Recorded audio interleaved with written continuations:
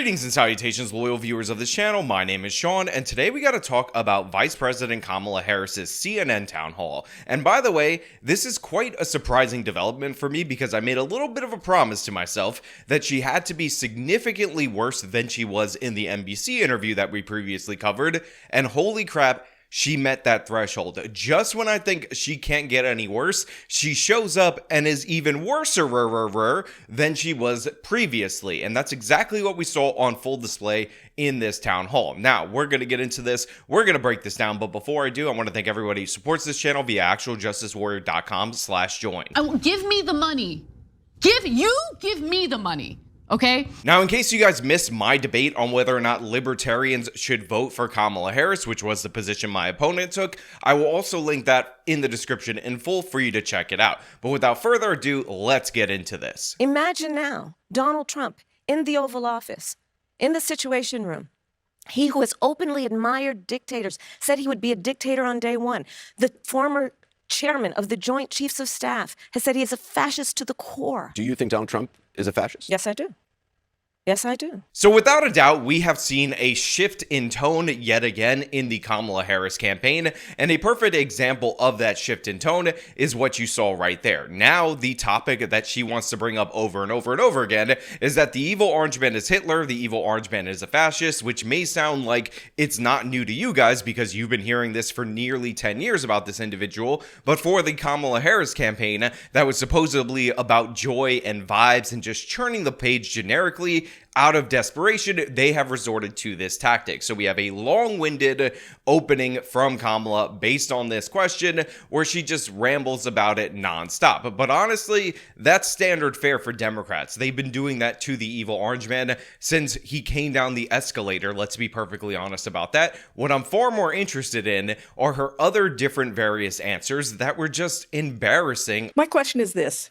If you could accomplish only one major policy goal that required congressional action, what would it be and why? Now look, there are some very bad answers that Kamala Harris gives in this town hall, incomprehensible answers, and considering the predictability of these questions, there's no excuse for this. But I found this particular question on if you had to boil it down to your primary goal, your top number one issue, what would it be? Because of this basic question about her number one priority to get through Congress, she doesn't have an answer for.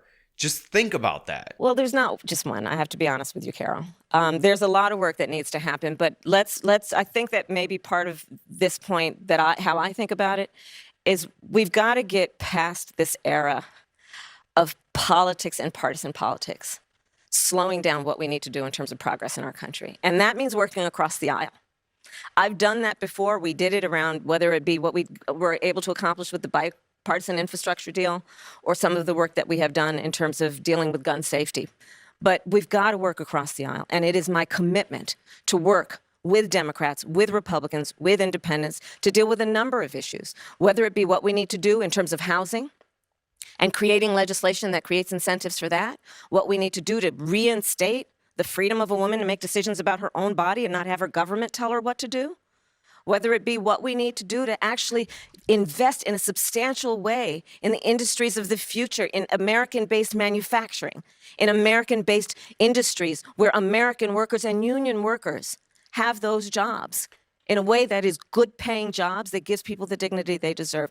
All of those areas I plan on working across the aisle and with Congress, including the issue of immigration. Look, I understand that maybe there's a concern that if she says this is her number one priority, then people are going to think that she's only going to be able to do that thing or only going to try to do that thing. But the fact of the matter is, if she does believe that, that is just factually wrong. You ask the evil orange man what his number one priority is, he'll say, depending on the day, immigration, the border, closing the border, or he'll say the economy. And a lot of times he'll link them together as one. If you're VP Kamala Harris, one of the major pillars of your campaign is the abortion issue. And I know I have a lot of pro-life people in my audience, but we have to face the facts. We have to face the polling. The Democrats are winning on that issue. So she could have easily said if she could accomplish one thing legislatively, top of her priorities, it could be Roe versus Wade being reinstated into federal law. And honestly, based on what she's been campaigning on, which is random small business tax credits or the housing thing, which we talked about ad nauseum on how it will actually increase the price of housing,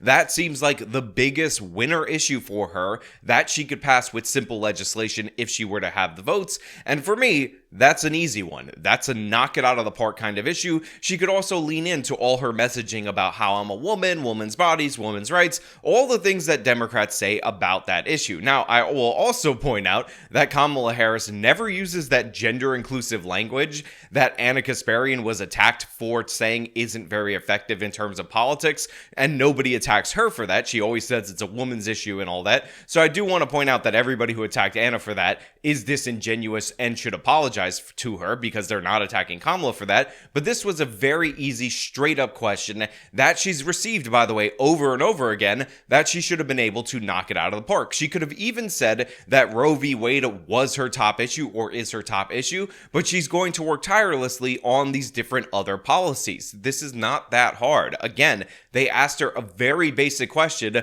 that somebody running for president should be able to answer, but the fact of the matter is she has no real policy agenda. They just gave her focus group tested talking points. That's why she says small businesses, middle class, to tax the billionaires, and all that nonsense. Well, let's talk about this compromise bill that you want to pass if you're elected. You said that's going to be a priority. It includes $650 million in funding for the border wall. That's something Republicans wanted. That was part of the compromise.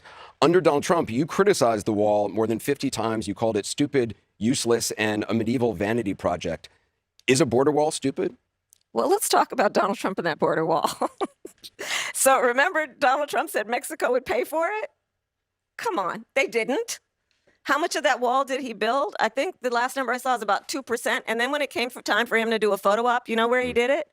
In the part of the wall that President Obama built. Now, the next thing that made me laugh is when Anderson Cooper called her out for all of a sudden being in favor of a bill that has funding for the border wall, and Kamala Harris called this his vanity project, called it a symbol of evil in the country, and all these different various disparaging things. I think she has over 50 public statements against the border wall, and Kamala Harris ends up saying that she's now in favor of the wall, which honestly just makes me laugh. It cracks me up. But you're agreeing to a bill that would earmark $650 million to continue building that wall. I pledge that I am going to bring forward that bipartisan bill to further strengthen and secure our border. Yes, I am. And I'm going to work across the aisle to pass a comprehensive bill that deals with a broken immigration system. I think Jackson's question, part of it was to acknowledge that America has always had migration, but there needs to be a legal process for it. People have to earn it. And that's the point that I think is the most important point that can be made, which is we need a president who is grounded in common sense and practical outcomes. Like, let's just fix this thing. Let's just fix it. Why is there any ideological perspective on it? Let's just fix the problem. To fix the problem, you're doing this compromise bill. It does call for $650 million that was earmarked under Trump to actually still go to build the wall. I am not afraid of good ideas where they occurred. So you don't think it's stupid anymore? I think what he did and how he did it did not make much sense because he actually didn't do much of anything. I just talked about that wall, right? We just talked about it. Reminds me, honestly, of the Freedom Tunes cartoon when she was announced as the nominee, where they're saying that all the things that you knew about her positions don't exist anymore. And now, instead of being the most liberal senator, she's actually the most conservative senator. You're denying things we all saw. There are records. No, there aren't. She was ranked the single most liberal senator in the country. No, she was not. You can't gaslight voters into... Kamala Harris is conservative. What? She was ranked the most conservative senator. And yeah, I find that to be absolutely hilarious. But I also want to point out for everybody out there in the audience that even though that this is the top line issue or one of the top line issues right now in this moment, the fact of the matter is if Kamala Harris is able to win, if the Democrats get rewarded for ignoring the border crisis for 3.5 years, then pretending that they care about it 3.5 years into the Biden administration, the likelihood that they're going to do anything about securing the border is zero because they'll say, hey, we can get away with this. It was no big deal. Now, if they lose this election primarily on this issue, that might cause a shift in the Democratic Party on this issue, which would be better long-term for the country if you're somebody who doesn't want the asylum system defrauded in the way that it has been defrauded. So yeah, I don't believe that she's even going to support that bill that they were talking about in terms of border security. And the reason for that is because it will reward their bad behavior. I also laugh at the fact that Anderson Cooper called her out on the executive orders and said that they should have done this, 1 year ago, 2 years ago, 3 years ago, and she didn't really have an answer for that either. 2022, 2023, there were record border crossings. Your administration took hundreds of executive actions. It didn't stem the flow. Numbers kept going up. Finally, in 2024, just in June, 3 weeks before the first presidential debate with Joe Biden, you institute executive actions that had a dramatic impact, really shut down people crossing over. Why didn't your administration do that in 2022, 2023? First of all, you're exactly right, Anderson. And as of today, we have cut the flow of immigration by over half. In fact, the numbers I saw most recently, illegal immigration But if is it was low. that But hold easy on, with let me that finish. executive action, why not do it in 2022, 2023? Because we were working with Congress and hoping that actually we could have a long-term fix to the problem instead of a short-term fix. You couldn't have done one and both at the same time? Well, here's the thing. We have to understand that ultimately this problem is going to be fixed through congressional action. Congress has the authority and the purse. I hate to use DC terms, but literally they write the checks. And that requires bipartisan work. Do you wish you'd done those executive orders in 2022, 2023? I think we did the right thing. But the best thing that can happen for the American people is that we have bipartisan work happening. And I pledge to you that I will work across the aisle to fix this long-standing problem. Now, the next important clip in this, and this is specifically for the Democratic voting base, has to do with the whole Israel-Gaza situation, where Kamala Harris is asked about what she would do from a voter that's concerned about this particular issue, and says that this may be the thing that's stopping them from voting for Kamala Harris. And her response on this is really terrible. My question is, as president, what would you do to ensure not another Palestinian dies due to bombs being funded by U.S. tax dollars? Look, I made it 100% clear on this channel what my position is, that the governing force of the territory of Gaza, being Hamas, attacked Israel. Israel has the right to remove that government for power, a la the United States helping to remove the Nazi government from power, the Japanese government from power, and pursue a surrender. And I think the ceasefire deal is actually Israel surrendering, because if you have an attack at this scale against your country and you are forced due to international pressure to let that government remain in power, then they will be able to get away with anything going forward and you'll never actually have a peace. In fact, there is a great essay on this called the Ceasefire Talk that talks about how the push for ceasefires from the international community actually prolongs the conflict, and I actually want the conflict to end. That being said, that's my position. It is unpopular a lot of places in the United States of America, but Kamala's position is infinitely worse and less well-reasoned than that. So I will say, and I think this is to your point, far too many innocent Palestinian civilians have been killed. It's unconscionable. And we are now at a place where with Sinwar's death, I do believe we have an opportunity to end this war, bring the hostages home, bring relief to the Palestinian people, and work toward a two-state solution where Israel and the Palestinians in equal measure have security, where the Palestinian people have dignity, self-determination, and the safety that they so rightly deserve. So two things. One, if it is unconscionable that we are funding the Israelis, who are our allies in the region, then you should stop funding them. Period, point blank. If that's the position that you're going to take, that it's unconscionable, then you shouldn't do the unconscionable thing. And the second thing I will say is that, remember, the premise of this question is that this voter agrees with Kamala on all these other different various things, but this is the one issue that's holding her up. Something that Anderson Cooper is going to remind her of in a second. What do you say to voters who are thinking about supporting a third-party candidate or staying on the couch, not voting at all because of this issue? Listen, I am not going to deny the strong feelings that people have. I don't know that anyone who has seen the images who would not have strong feelings about what has happened, much less those who have relatives who have died and been killed. And I know people and have talked with people. So I appreciate that. But I also do know that for many people who care about this issue, they also care about bringing down the price of groceries. They also care about our democracy and not having a president of the United States who admires dictators and is a fascist. They also care about the fact that we need practical, common sense solutions from a leader who is willing to work across the aisle on behalf of the American people and not themselves. They want a president who cares about a fundamental freedom to make decisions about your own body, understanding that we're not trying to change anyone's belief, but let's not have the government telling women what to do with their body.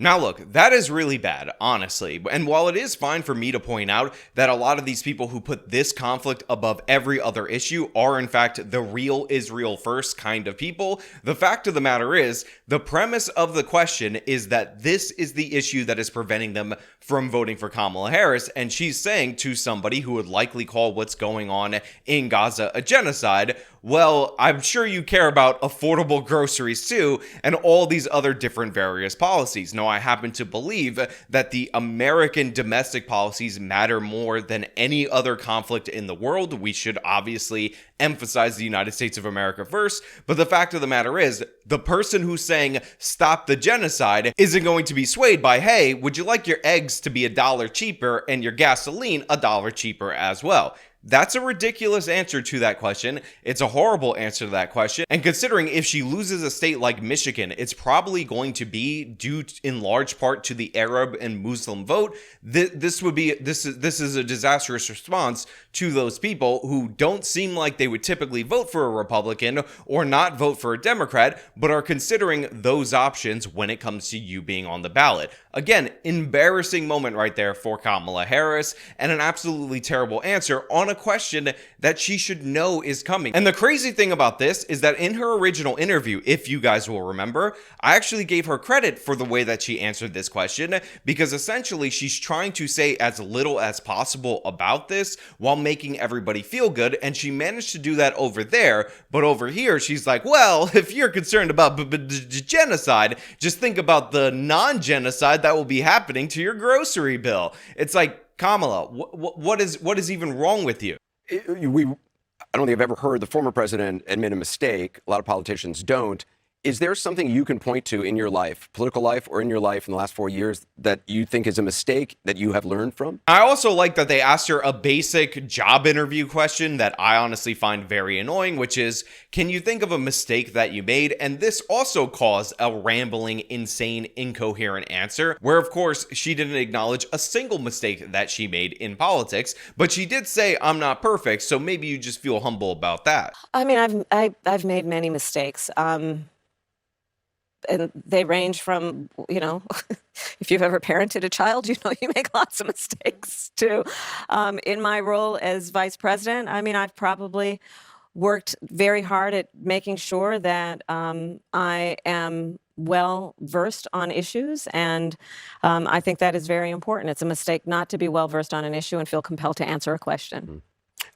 Now, to be 100% clear, I'm not somebody who attacks step-parents or anything of the sort. If you come into a child's life during their developing years and you help raise them, you get all the credit in the world. In fact, my wife has a step-parent that came into her life when she was younger, and that was the man who ended up walking her down the aisle, and that was due to the love and respect that had grown over years. That being said, the age of the child is kind of relevant when you come into their lives, and Kamala is talking about as a parent to distract from the fact that she never had any children of her own, and when she came into the lives of her now stepchildren, they were well on their way to adulthood. I believe the youngest one was something like 15 years old at that moment in time. So for her to do this reads incredibly fake and incredibly inauthentic, especially when you compare her to the evil orange man, who has a whole mess of kids. Now, the evil orange man has kids with 3 different women, not exactly a conservative pillar in terms of family structure there,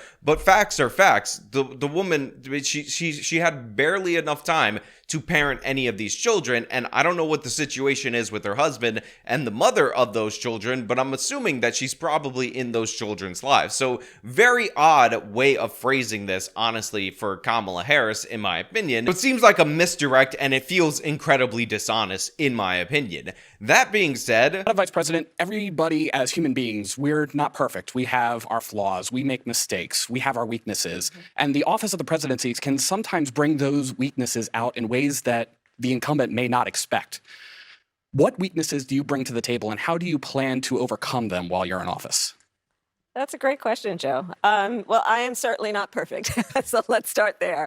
She ends up going into this other rant, and I just have to play it for you so you can understand it. Perhaps a weakness, some would say, but I actually think it's a strength, is I really do value having a team of very smart people around me who bring to my decision-making process different perspectives.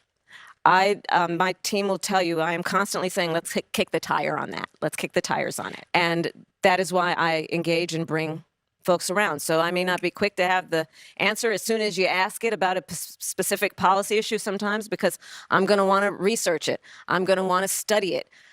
I'm kind of a nerd sometimes, I confess.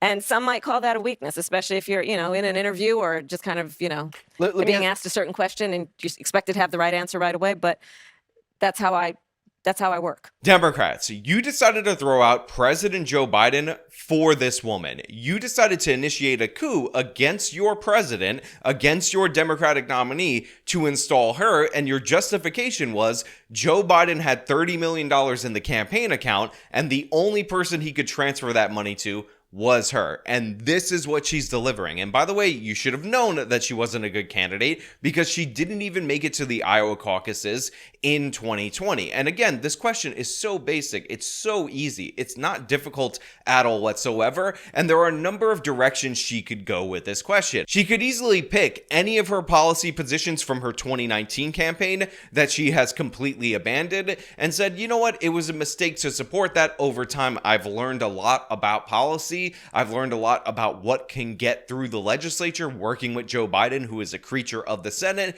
And now I support these other things because I've learned based on these issues what is workable in this country versus what isn't. Now, that's not the best answer, but another answer that she could go for is she could say, hey, look, I attacked Joe Biden on the debate stage. I didn't know him all that well, but as I've gotten close with him over the years, I realized that he has an absolutely amazing heart. He cares about Black America and all that, because remember, she attacked him as an evil white racist, and that was a mistake on my part to question his character in that way, because I've seen that. That is a perfectly adequate thing for her to do. That is a perfectly adequate thing for her to acknowledge, and would make her sound more loyal and more caring to Joe Biden, while also going out of her way to not endorse his policies, which is what she's doing right now. So you have a crazy situation where Kamala Harris looks like she's kind of denouncing the character of Joe Biden, but she has no policy differences between him that she can suggest to the public, which is what people want the separation of. They don't want her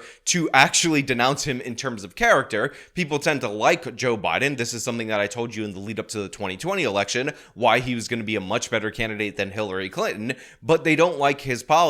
So she's doing the reverse of what she needs to do. But then she wraps it up with the whole, I'm a nerd.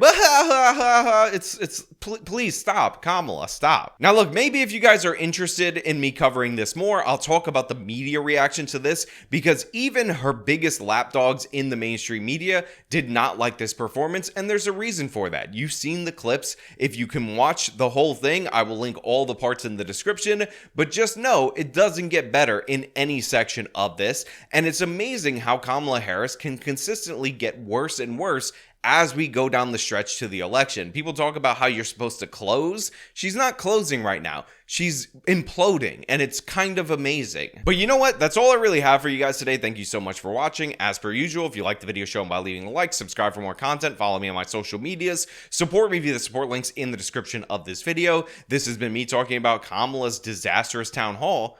Till next time.